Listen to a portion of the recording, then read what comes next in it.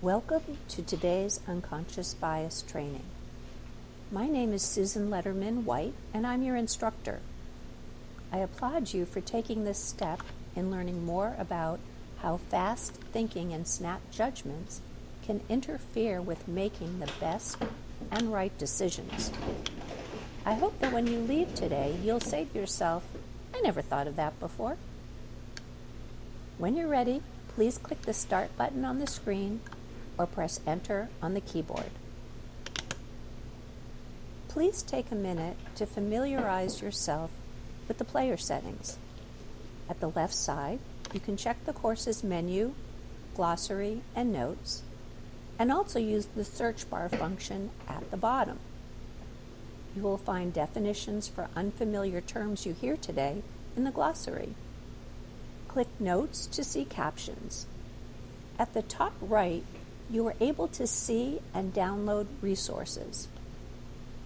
At the bottom, to the right of the search bar, you are able to adjust the volume, pause, or replay the slide. If you would like to use the keyboard, please press the arrow keys left or right to advance or back up. Click the Next button at the right corner when the process bar reaches the end to advance to the next slide. This abridged e-learning module on unconscious bias offers you several learning objectives. At the end, you should be able to explain what unconscious bias is, be more self-aware of your unconscious biases, be able to list a few techniques to manage unconscious bias, and be ready to practice these new techniques at home and at work. What is unconscious bias? It's the mind's way of quickly making sense of a situation, and it's not always right. Unconscious bias exists in everyone and is often an automatic response when it is helpful to think quickly. Let's watch this short video to learn more. Then you'll have a chance to answer a few questions to get you to think more deeply and begin to develop self-awareness of your unconscious biases.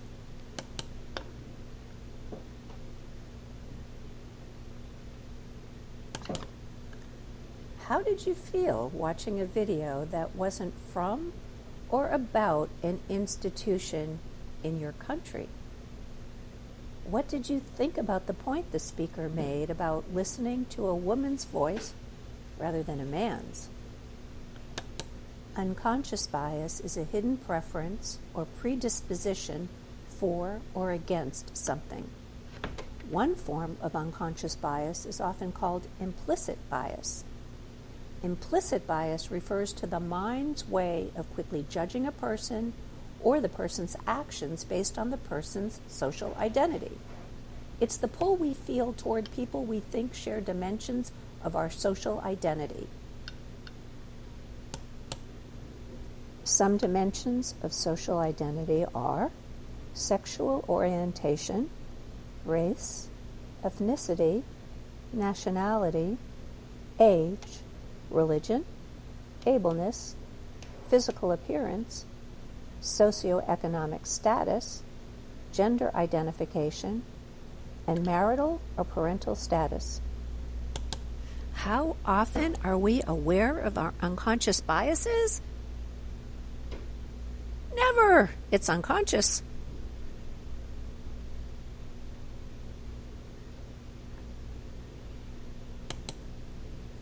These are examples of the effects of unconscious bias.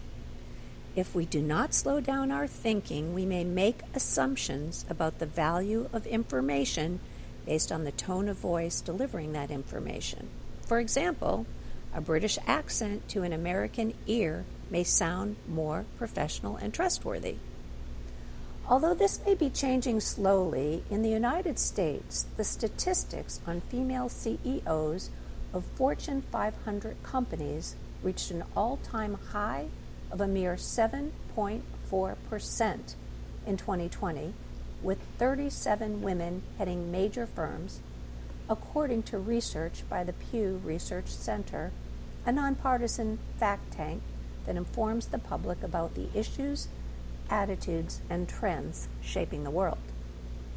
The fact that no Black or Hispanic women head Fortune 500 companies, while only 3 Asian American women serve as CEOs, suggests that, among other things, men are more often listened to than women.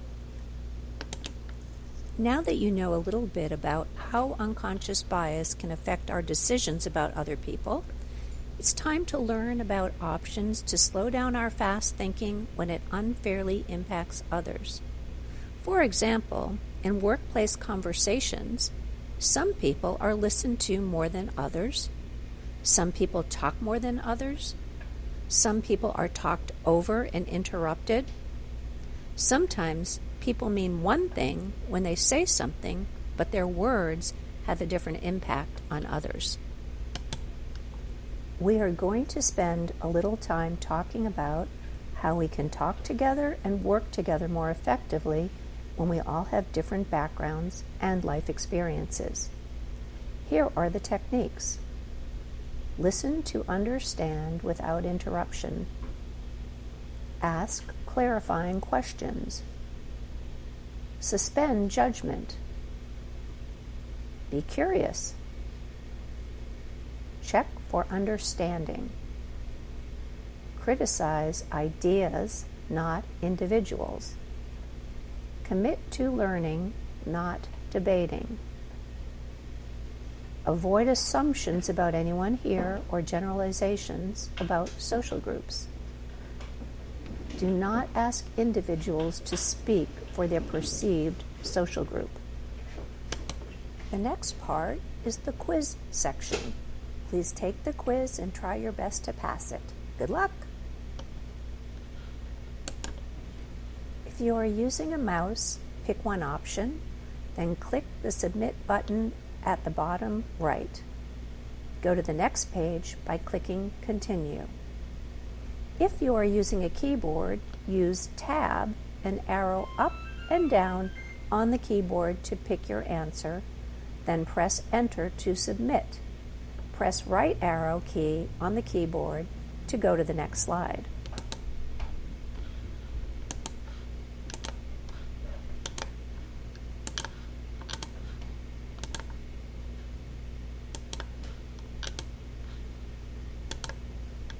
Thank you for taking this course.